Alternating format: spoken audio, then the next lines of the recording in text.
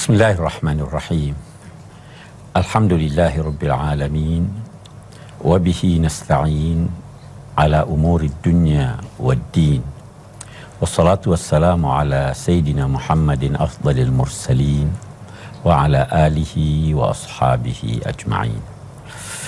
Bapak-bapak, ibu-ibu, saudara-saudara sekalian, Assalamualaikum warahmatullahi wabarakatuh. Kali ini kita akan membahas surah Al-Lail atau surah Wal-Lail. Ada juga yang menamainya sesuai dengan bunyi ayatnya, surah Wal-Laili idza yaghsha. Allah berfirman dengan bersumpah, Wal-Laili idza yaghsha wan-nahari idza tajalla wa ma khalaqadz zakara wal untha. Lail itu apa? Kita biasa tahu malam. Lail itu malam. Sebenarnya dari segi bahasa kata lail berarti hitam. Karena kegelapan malam hitam, maka dia dinamai lail. Rambut yang hitam juga namanya lail. Fikiran yang tertutup sehingga tidak terlihat bagaikan gelap dan hitam, itu antara lain disebabkan karena minum minuman keras. Karena itu minuman keras dinamai Ummu Laila. Nah, semua dari kata lail. Dalam bahasa agama, lail diartikan sebagai saat terbenamnya matahari. Walaupun ketika itu sebenarnya belum lagi hitam pekat. Nah, itu sebabnya ada juga kita disuruh berpuasa wa atimmus shiyama ilal lail, sampai terbenamnya matahari. Ada ulama yang memahami kata lail gelap itu mengundurkan bukanya sampai hilang mega merah. Karena itu baru malam menurut mereka. Oke.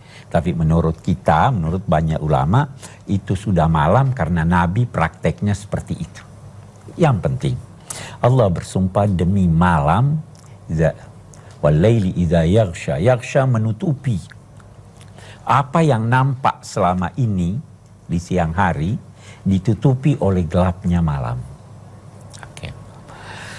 Dilanjutkan wan nahari idza tajalla. Dan apabila malam siang, dan saya bersumpah juga demi siang idza tajalla, saat dia menampakkan segala sesuatu. Jali itu jelas, yang menjelaskan segala sesuatu. Siang dengan cahaya matahari yang memancar ketika itu menjadikan apa yang di waktu malam tidak jelas menjadi jelas adanya. Okay. Menarik, ayat ini memulai dengan kata wal-lail, malam.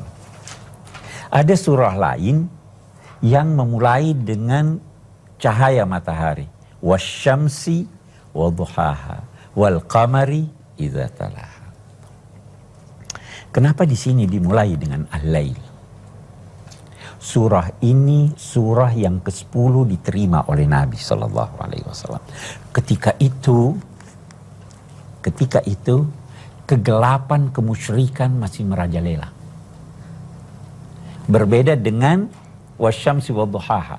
Ketika itu cahaya ajaran agama sudah mulai nampak. Nah,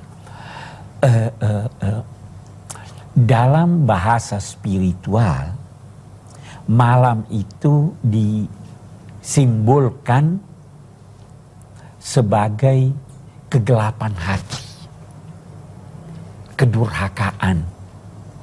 Orang yang durhaka itu gelap wajahnya, gelap hatinya. Sedangkan cahaya itu adalah simbol dari iman, dari petunjuk. Nah, jadi wal-laili idza yaghsha wan-nahari idza tajalla. Kemudian lanjutan ayat ini, wa ma khalaqadz zakara wal untha. Ma, ada yang mengartikannya man, siapa, sehingga Wa ma khalaqaz zakara wal unsa berarti dan demi siapa yang menciptakan az-zakar laki-laki atau jantan wal unsa atau betina. Yang menciptakan itu adalah Allah, seakan-akan dan demi Allah. Ada lagi yang mengartikan ma itu istilahnya dalam bahasa masdariyah.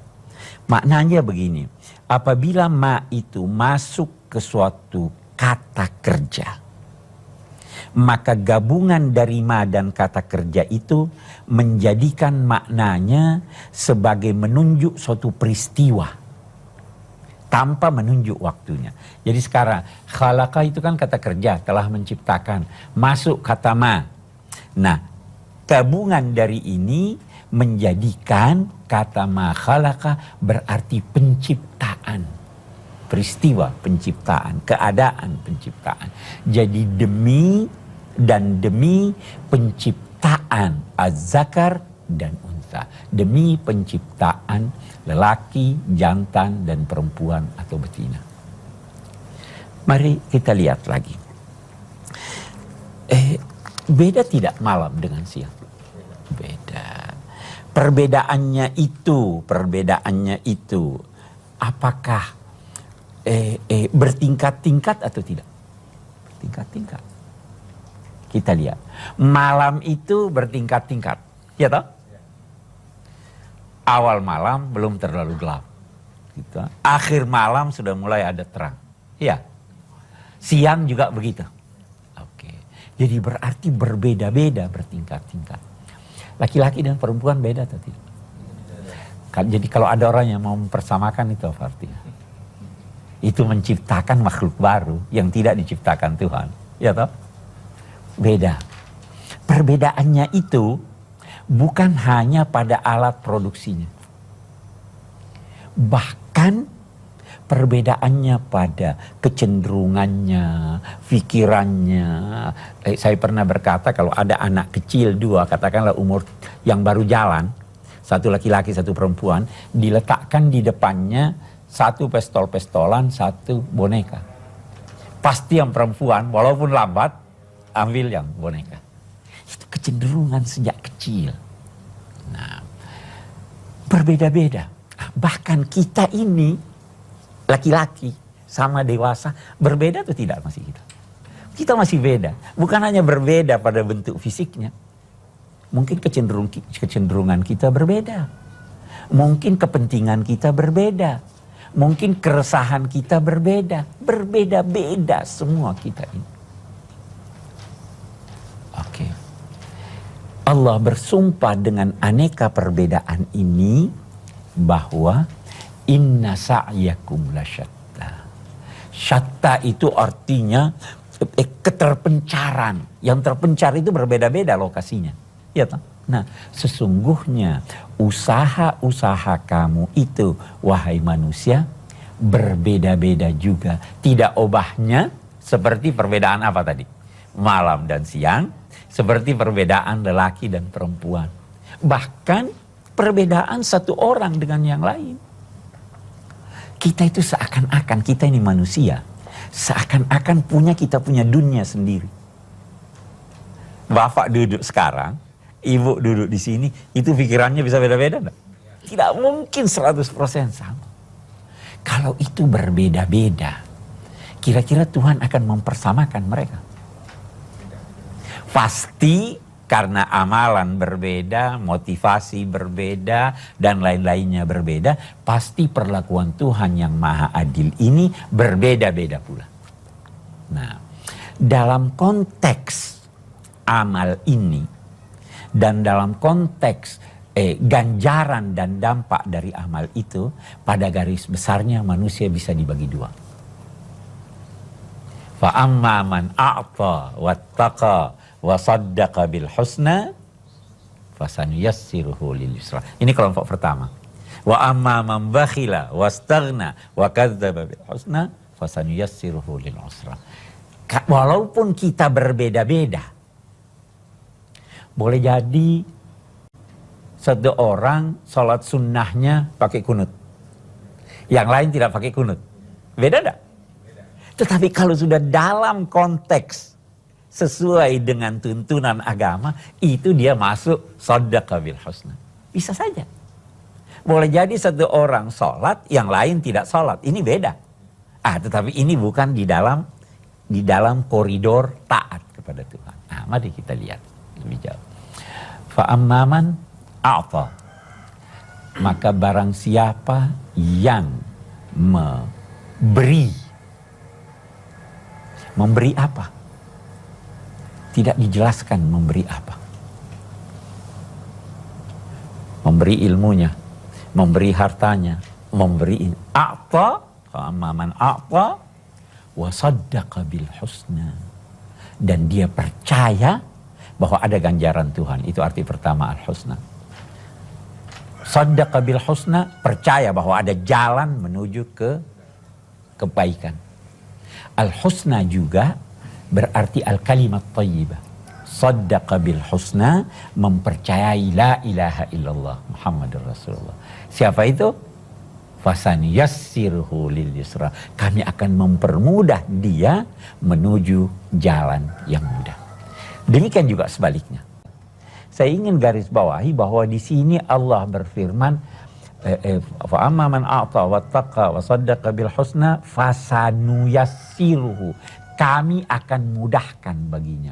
Kami itu kalau menunjuk kepada Tuhan, antara lain menunjukkan keterlibatan selain dari Tuhan. Termasuk keterlibatan yang bersangkutan. Kemudahan yang akan diberikan oleh Allah itu, jangan tunggu Allah yang memberi kemudahan tanpa upaya Anda. Nah, boleh jadi kemiskinan dan lain-lain sebagainya itu, ketidakperolehan kemudahan itu disebabkan karena masih kurangnya usaha yang bersangkutan. Wa amma man bakhila wastaghna wa kadzdzaba bil husna fasanuyassiruhu lil usra. Adapun yang kikir, tidak mau mengeluarkan hartanya, enggan memberi pengetahuannya,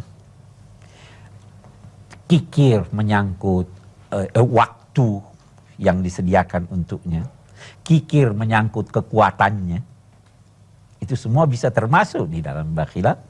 Wastaghna, dan merasa cukup dengan apa yang ada dirinya. Sehingga apa? Salah satu contoh, saya tidak mau membantu orang lain karena saya cukup, saya tidak perlu dibantu.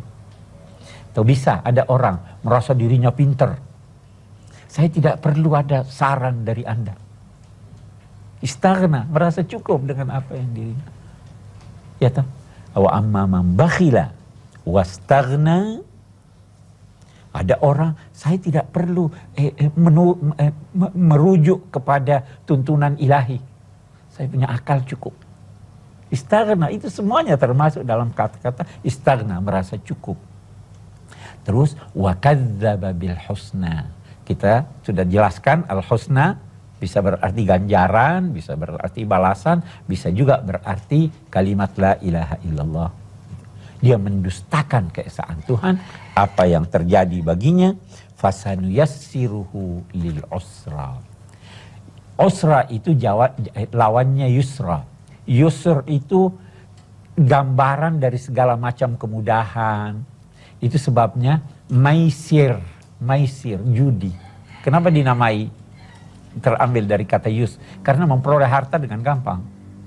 Yasar, kekayaan, suatu hal yang positif.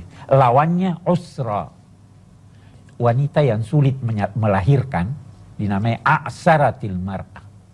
Fasanyassiruhu lil usra, kami akan arahkan dia menuju kesulitan. Oke, satu hal yang saya ingin garis bawahi. Sanuyassiruhu, sin itu artinya akan. Jadi jangan katakan bahwa sekarang saya dapat, tapi akan.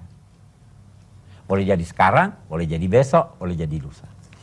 Begitu juga dengan al-usra. Wa ma yughni anhu maluhu idza taradda. Tidak berguna baginya hartanya pada saat dia meluncur. Meluncur kemana tuh? Neraka itu berada di bawah. Orang ini di atas, Tidak berguna baginya hartanya pada saat dia jatuh meluncur ke bawah ke dasar neraka. Mengalami satu kejatuhan. Wa man yahlul alaihi ghadabi faqad hawa. Siapa yang ditimpa oleh murkaku, firman Allah, maka dia telah meluncur jatuh ke bawah. Pernah satu ketika di zaman Rasulullah ada terdengar suara keras.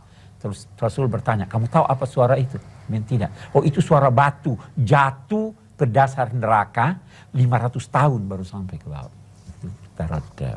Wa ma yughni anhu maluhu idza taradda. Inna alaina lal huda wa inna lana lal akhirata wal ula. Inna alaina lal huda. Kami yang menetapkan atas diri kami untuk memberi petunjuk. Ini ada petunjuk baik. Karena itu orang yang belum dapat petunjuk tidak berdosa apabila dia melanggar. Tetapi kalau petunjuk itu bisa didapatkannya dan dia tidak berusaha mendapatkannya, maka dia berdosa. Ya kan? Anda tidak berdosa kalau tidak tahu. Tetapi kalau Anda bisa tahu lantas tidak tahu, Anda bisa dituntut. Mahasiswa yang ada di S2 atau di S1, kalau tidak lulus, itu dia salah. Tetapi kalau anak baru di SD ditanya persoalan yang di S2, dia tidak salah karena memang dia tidak bisa tahu. Allah menganugerahkan kita akal, Allah mengutus Rasul, Allah menganugerahkan kita naluri, Allah menganugerahkan kita panca indera, itu semua bagian dari hidayatnya. Berdosa kalau Anda tidak menggunakan itu. Itu yang dimaksud inna alaina lal huda. Kami yang bertanggung jawab. Kami yang akan memberikan petunjuk manusia. Melalui panca inderanya, melalui akalnya, melalui pengiriman rasul-rasul, melalui Al-Quran. Wa inna lana lal akhirata wal ula. Jangan duga kami memberikan petunjuk kepada kamu itu karena kami butuh. Kami nggak butuh, itu untuk kepentingan kamu. Kenapa kami tidak butuh? Karena dunia dan akhirat milik kami. Innalana lal akhirata wal ula. Wewenang seluruhnya di tangan Allah. Baik di dunia maupun di akhirat. Siapa yang menghendaki dunia akan diberi dunia oleh Allah sesuai dengan kehendak Allah dan bagi siapa yang dikehendakinya. Itu ada ayat dalam Al-Quran, man kana yuridul ajilata ajjalna lahu fiha ma nasha'u liman nasha. Kami berikan dia apa yang kami kehendaki bagi siapa yang kami kehendaki. Terus waman aradal akhirah, dan siapa yang mau kebahagiaan akhirat. Ada syaratnya, wasa'a laha sa'yaha, dan dia berusaha sesuai dengan cara memperoleh akhirat itu, wa huwa mu'min, dan dia beriman, faulaika kana sa'yuhu mashkura. Itulah yang disyukuri dia punya usaha. Usahanya dia harus berusaha, dia harus beriman, dan usaha itu sesuai dengan jalur yang ditetapkan Allah. Ulaika kullun numiddu haula'i wa haula min ata'i rabbik. Semua kami berikan. Dan itu dari anugerah Tuhanmu. Yang di dunia kami beri yang di dunia. Yang di akhirat kami beri di akhirat. Dan anugerah Tuhanmu itu tidak pernah terhalangi selama orang mengikuti sistem yang ditetapkannya. Itu yang dimaksud dengan wa inna lana lal akhirata wal ula. Fa anzartukum naran taladda la yaslaha illa al ashqa alladhi kazzaba wa tawalla. Aku berikan kepada kamu semua peringatan. Tentang apa? Naran talazza. Ada api yang berkobar. La yaslaha illal ashqa. Tidak ada yang masuk di api yang berkobar itu kecuali yang paling sengsara. Siapa yang paling sengsara? Nah, kita lihat. Ada orang kehilangan anak di dunia, kehilangan harta di dunia, dia celaka. Tapi kalau di dunia terbatas. Sementara yang paling celaka itu, yang paling sengsara itu, yang kesengsaraannya langgeng. Yaitu di akhirat. Tidak ada yang paling sengsara, yang paling celaka, kecuali orang yang meninggalkan nilai-nilai agama. Fa'anzartukum naran taradda alladzi kadzdzaba wa tawalla, yaitu orang yang mengingkari tuntunan-tuntunan agama dan berpaling dari tuntunan-tuntunan itu. Baru dia katakan wasayujannabuhal atqal ladzi yu'ti malahu yatazakka, dan akan terhindar dari neraka itu siapa yang memberikan hartanya untuk menyucikan jiwanya. Sementara ulama berkata ayat ini turun menyangkut Sayyidina Abu Bakar. Ada Bilal disiksa oleh tuannya Umayyah. Sayyidina Abu Bakar beli dengan harta yang sangat besar. Allah menjanjikan wasayujannabuhal atqa alladzi yu'ti malahu yatazakka. Waktu dia membayar dengan harga mahal itu, ada yang berkata begini, iya karena Bilal punya jasa kepada Abu Bakar. Turun lagi lanjutannya, wa ma li ahadin indahu min ni'matin tujza. Itu bukan karena Abu Bakar mendapat jasa dari seseorang maka dia ini, tapi itu dia keluarkan karena apa? Illa ibtigha'a wajhi rabbihil a'la.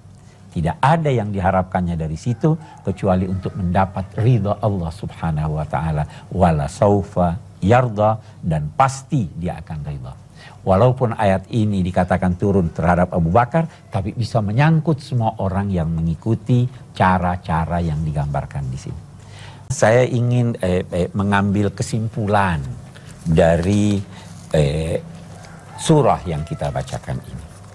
Yang pertama, ada perbedaan-perbedaan dalam kehidupan dunia ini. Perbedaan itu merupakan keniscayaan. Anda tidak bisa menjadikan semua orang ini sama. Paling tidak, yang paling pasti dan jelas setiap orang berbeda sidik jarinya. Ya kan? Ada perbedaan.